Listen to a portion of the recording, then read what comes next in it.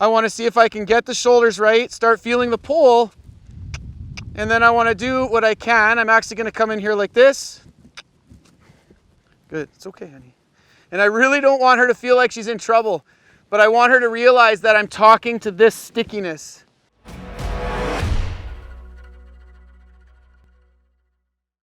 Now, in your saddle work, the challenge of this situation, for the most part, for most of what she does, is that she tries to move her body without actually letting go of her body. Right. So then that's what causes her to stay tense. So the balance in any one moment of being able to start blending your hands, feet, and legs becomes imperative. First thing is that you can use your body to shift balance. So that you can change your shoulders and she'll shift her shoulders, and you can start feeling of her hips and she'll move her hips. But that there's this flow between your movements and her movements. Okay, then that's one equation. And over here is this other equation of the hands, feet, and legs, which is if you pick up your reins and you apply a pressure that she's willing to release internally. So this idea of, when you connect with the rein, hi honey. Yes. When I connect with the rein, that there is an inner release. And then when I apply a pressure, so I want to bring the hand together. So if I connect with the rein, I want to sense this, sense a yield, good. And then as I bring this up, I want to keep this feel until this pressure doesn't cause this to tense. That's it. And so this is where her struggle comes, is that there we go. Good. Okay, so now gather the rein, and now bring your seat forward, apply your leg, envision that you're coming up into this request so that this rein is lightened by this. Your seat comes forward. Now it should not be, okay, very good. So you see what her thought was rein, so that means she felt more rein effect than she felt seat and legs. So connect with your reins again, start to bring your seat forward. And then your leg, so that's it, seat forward. Good, outside leg, she should not be able to go sideways with the leg. But this is what I mean, is what she'll try to do is she'll try to move around to stay straight. Okay, seat forward. That's it. That's it. Good. So this is where the lightness comes for the rein aids, because if I can keep the shoulders from hitting the reins, I can rotate the pole in a successful way. Now, regarding my seat, once I feel like the shoulder is good and the jaw is rotating, this is when my seat must start to come forward more and support this carriage in a longitudinal fashion. Okay, so shoulders make a change, jaw rotates, hind leg steps under and activates. Got a bug she doesn't like. Okay, does that make sense? So I tend to start once a horse is warmed up. Well, let me just start that over again. So as straight as I can sit, I then want to reach down my rein. I'm using my legs here just to support her from not falling into my hands.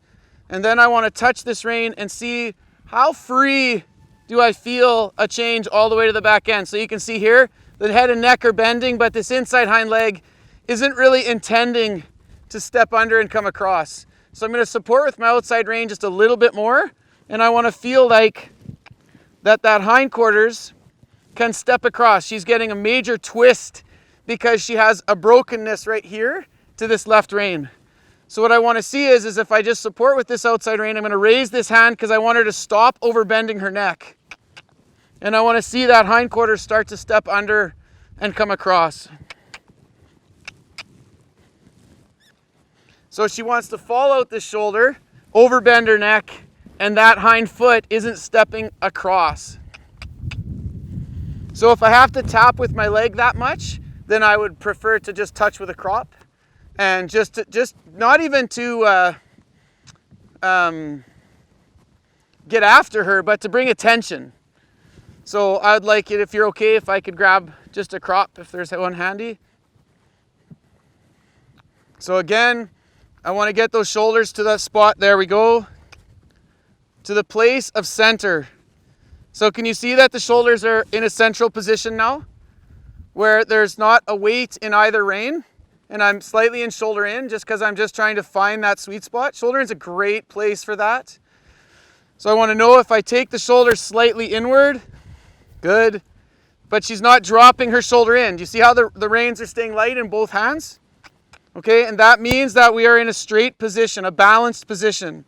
Okay, now I'm going to take my stick on this hand, and as I come across, I want to see if I can get the shoulders right, start feeling the pull, and then I want to do what I can. I'm actually going to come in here like this. Good, it's okay, honey. And I really don't want her to feel like she's in trouble, but I want her to realize that I'm talking to this stickiness.